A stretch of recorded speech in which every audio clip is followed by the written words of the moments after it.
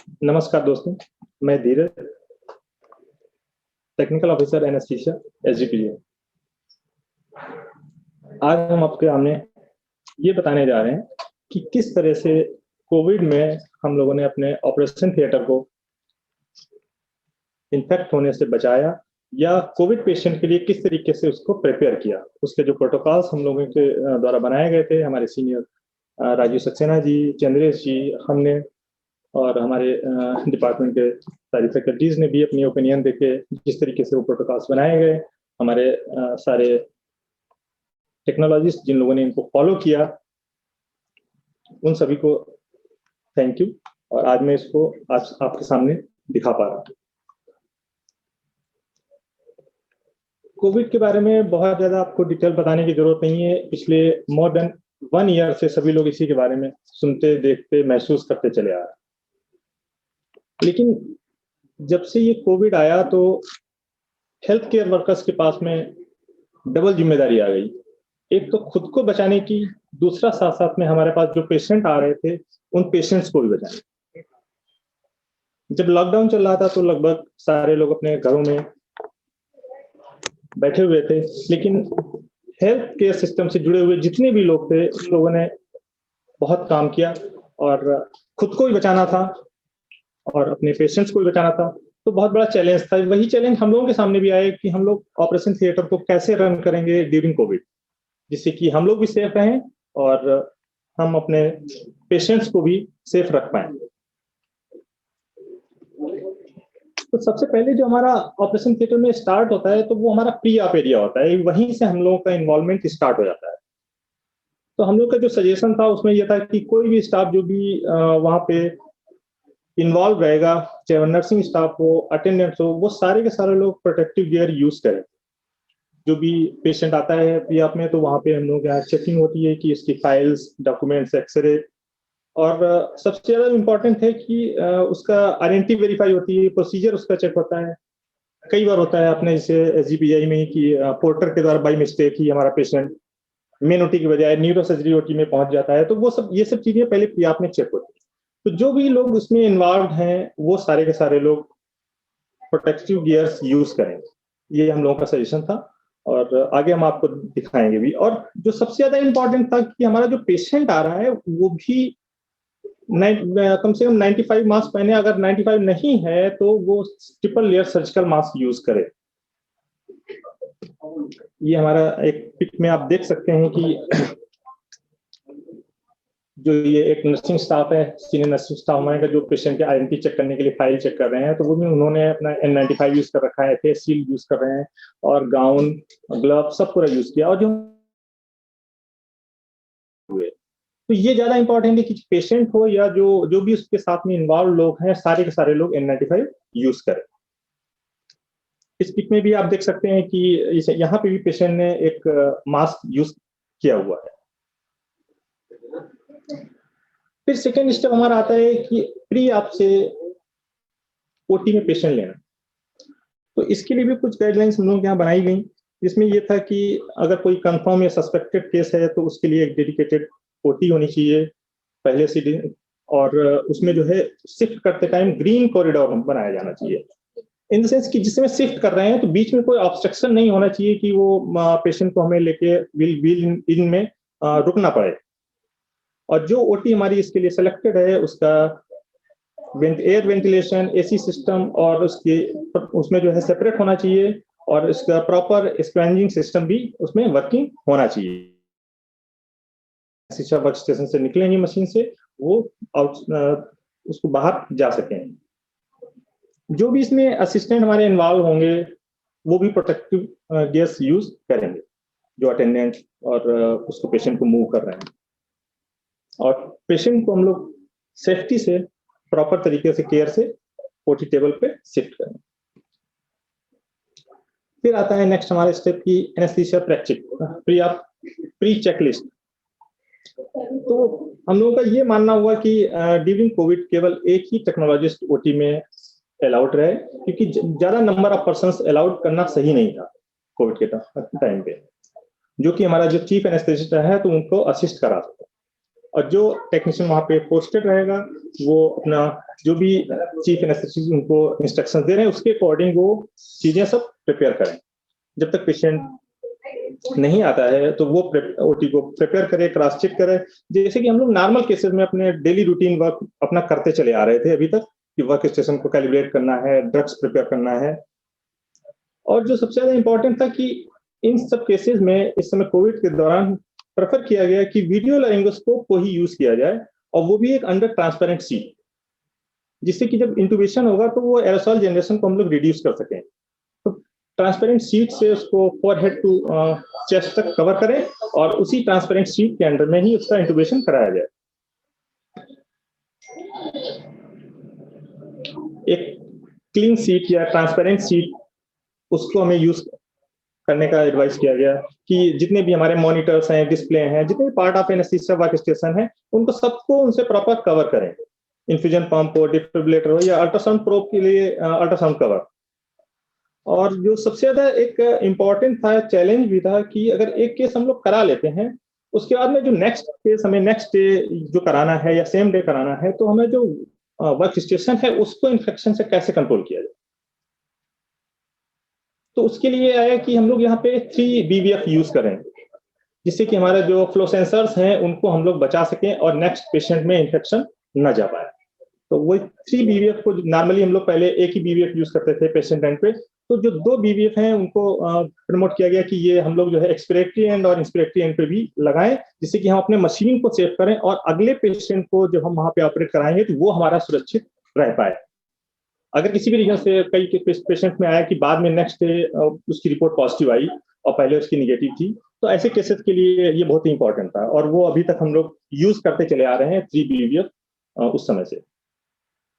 और जो भी वहां पे हमारा टेक्नोलॉजिस्ट इन्वॉल्व रहेगा वो पेशेंट को अंदर लेने से पहले पीपी किट को पहनेगा, यूज करेगा प्रॉपर, उसमें सारी मॉनिटरिंग को पेशेंट पर लगाएगा। कवर पेशेंट ट्रांसपेरेंसी फोरहेड से लेके चेस्ट तक उसको ट्रांसपेरेंसी से कवर कर लेना है।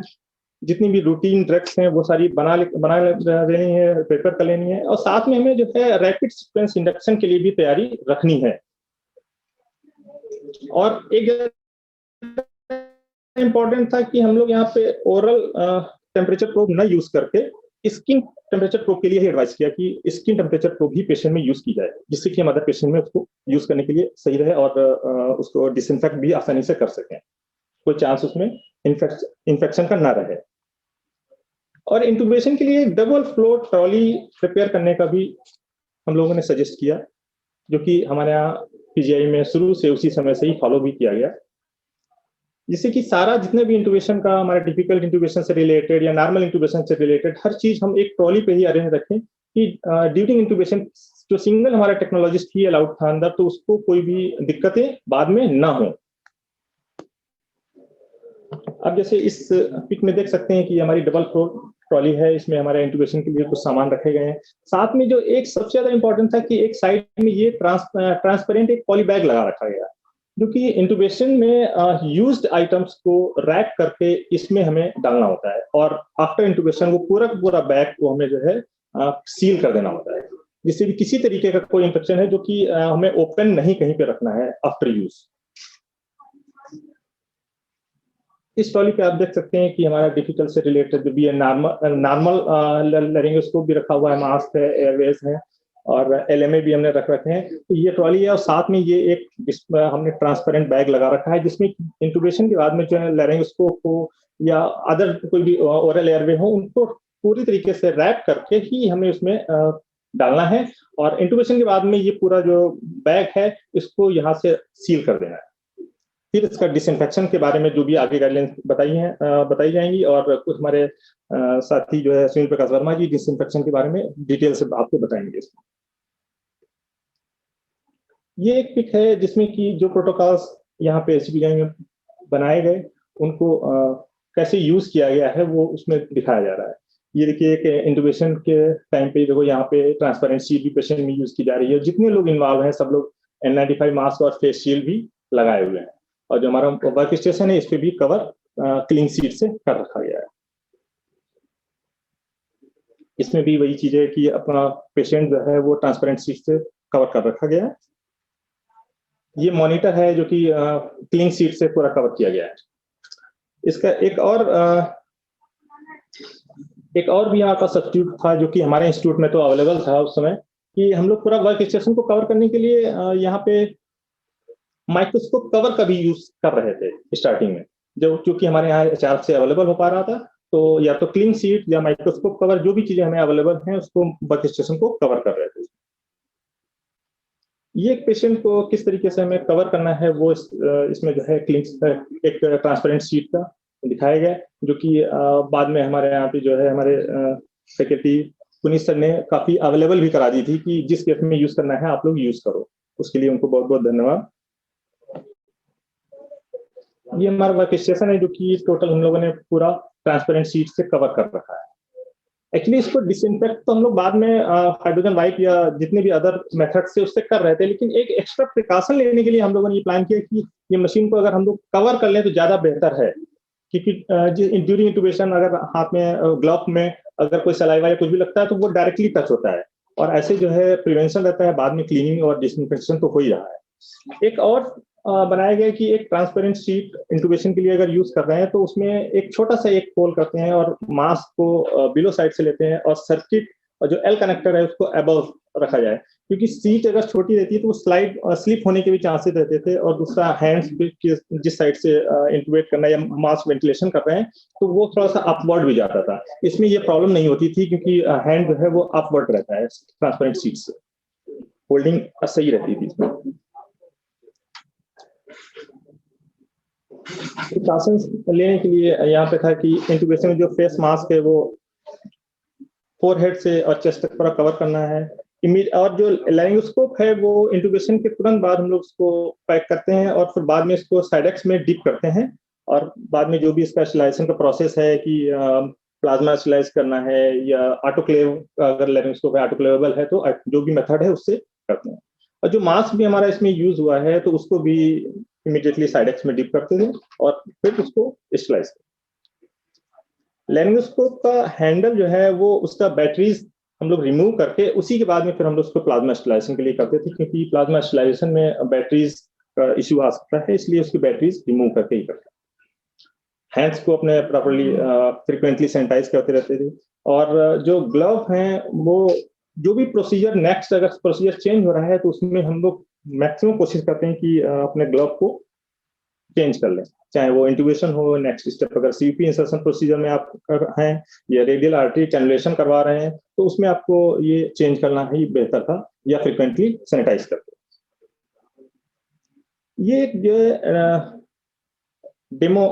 किया गया था विदाउट पेशेंट, जिसमें कि दिखाया गया है कि अंडर ट्रांसपेरेंट शीट किस तरीके से लैरिंगोस्कोपी होगी और किस तरीके से असिस्ट कराना है। तो ये हमारे यहाँ की टीम ने एक डेमो किया था, उसी का एक पिक है ये।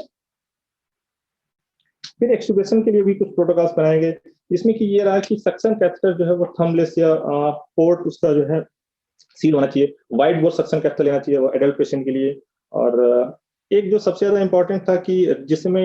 ईटीटी रिमूव कर रहे हैं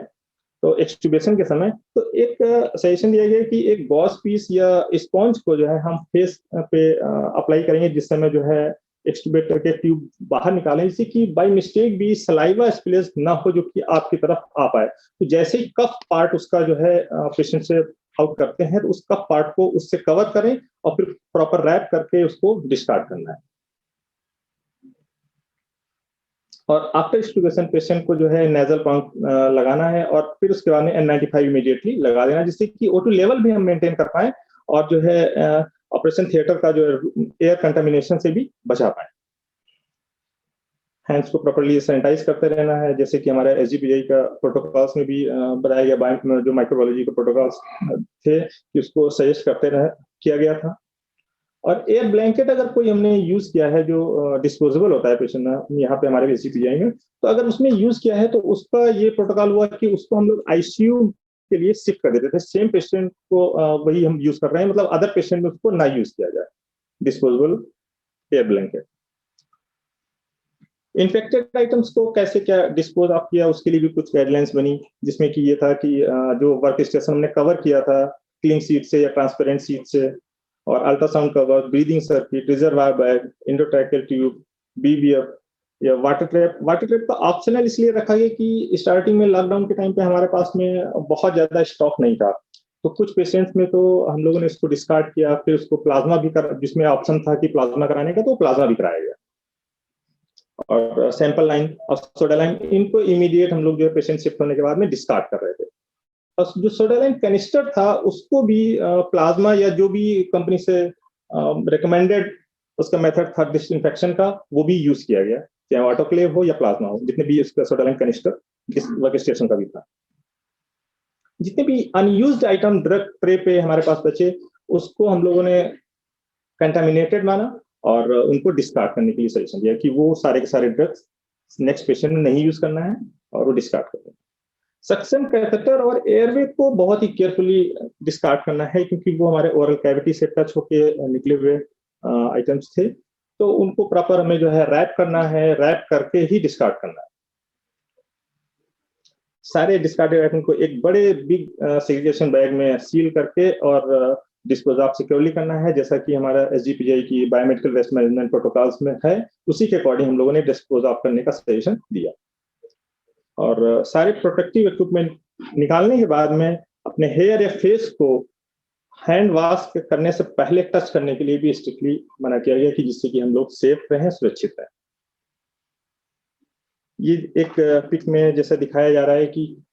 जो भी हमारा यूज्ड आइटम था उसको गॉस पीस या स्पॉन्ज से कवर करके फिर ट्रांसपेरेंट शीट में कवर किया गया, रैप किया गया, फिर डिस्कार्ड कर रहे हैं। डिसइंफेक्शन के लिए जो गाइडलाइन यहाँ पे थी, उसमें एनेस्थीसिया मशीन, इन्फ्यूजन पंप और ultrasound machine, leads, all cables, temperature probe, BP cuff, इन सबको ये एडवाइस किया गया कि अल्कोहल बेस या हाइड्रोजन वाइप से जो है हमें क्लीन करना है, जो कि हमारे डिपार्टमेंट ऑफ माइक्रोबायोलॉजी ने भी ये एडवाइस किया था 19 मार्च को ही, अपना एक गाइडलाइन जो बनाई थी, तो उसी को हम लोगों ने अडॉप्ट किया कि इसी से हम लोग इसको क्लीन करेंगे डिसइंफेक्शन के लिए। एक ये यहाँ पे फेस शील्ड आप देख रहे होंगे, तो इसके लिए काफी उस समय लॉकडाउन के टाइम ही ये हमें अवेलेबल हुई, जिसमें कि हमारे राजीव सक्सेना जी ने पुनीत सर से मिलके और जो भी एचएल से बात करके ये प्रोवाइड कराई है, जिससे कि बहुत ही हमें यहाँ पे इसके लिए हेल्प मिली ड्यूरिंग कोविड, यहाँ पे ऑपरेशन थिएटर में काम करने के लिए बहुत बहुत थैंक यू एचएल और सारे फैकल्टी मेंबर्स जिन लोगों ने इसके लिए हमें हेल्प किया। साथ में एक बहुत सारे गैजेट तो यहाँ पे ड्यूरिंग कोविड यूज हुए, उसमें से एक था कि कुछ फेल भी हो गए, तो जिसमें से एक ये था एरोसॉल बॉक्स, जिसमें कि पिक के माध्यम से हम दिखाना चाहेंगे कि इसके लिए काफी प्रयास से एचएल के थ्रू ये भी हमारे यहाँ अवेलेबल कराया गया था, काफी समय लगा था इसको आने में, लेकिन जब इसको यूज कराया गया कुछ ओटीज में, ये तो एक डेमो है इसलिए इसमें आपको पूरा प्रोटेक्शन गैस यूज नहीं देख पा रहे होंगे, लेकिन ये केवल जस्ट हम लोगों ने पिक लेने के लिए इसको लिया था, इसमें क्या प्रॉब्लम थी। इसमें साइड में जो पोर्ट था, तो जब यहाँ से इन हैंड से अपने अंदर करके हम लोग इंट्यूबेशन करवा रहे थे, फिर जैसे बाहर करते हैं तो ये जो वापस बंद कर रहा है, तो यहाँ से भी थोड़े से चांसेस थे कि कुछ एरोसॉल्स आउटसाइड में आने के भी। सबसे बड़ी जो इसमें हमारी खामी थी वो हमारा जो है लास्ट में डिसइंफेक्ट करने की थी, कि जो हमारा टेक्नोलॉजिस्ट इसको डिसइंफेक्ट करेगा, अगर ये बॉक्स हम उठाएंगे पेशेंट के ऊपर से, तो उस समय जो सेटल्ड होगा शायद वो निगेटिव प्रेशर की वजह से वापस इवापोरेट मतलब ऊपर उठ सकता है और वहां पे दिक्कत होगी, और इसको डिसइंफेक्ट करने का और कोई तरीका हमें अच्छा सा मिल नहीं पा रहा था, जैसे कि इन साइड से हम इसको प्रॉपर डिसइंफेक्ट कर पाए, और ये प्रॉपर यूज में नहीं आ पाया, तो इसको मिसफायर्ड गैजेट में ही हम लोगों ने इसको लिया। एक ये रिहर्सल किया गया था, तो उसकी एक पिक है जिसमें कि देख रहे हैं कि किस तरीके से पेशेंट को इंटुबेट कराएं, इसमें पेशेंट इन्वॉल्व नहीं है, जस्ट एक डेमो के लिए बनाया गया है। वेस्ट मैनेजमेंट में हम लोगों ने यहाँ पे पूरा सेंट्रल पोल्यूशन कंट्रोल बोर्ड का जो गाइडलाइंस थी उन्हीं के पूरा पालन किया, कि वही हम लोगों ने भी सजेस्ट किया कि येलो बैग में हमें क्या यूज करना है, रेड बैग में जैसे कि सब लोगों को पता है कि सेंट्रल पोल्यूशन कंट्रोल बोर्ड की जो गाइडलाइंस है सेम वही वाली यहाँ पे भी फॉलो करने के लिए हम लोगों ने सजेस्ट किया। Thank you.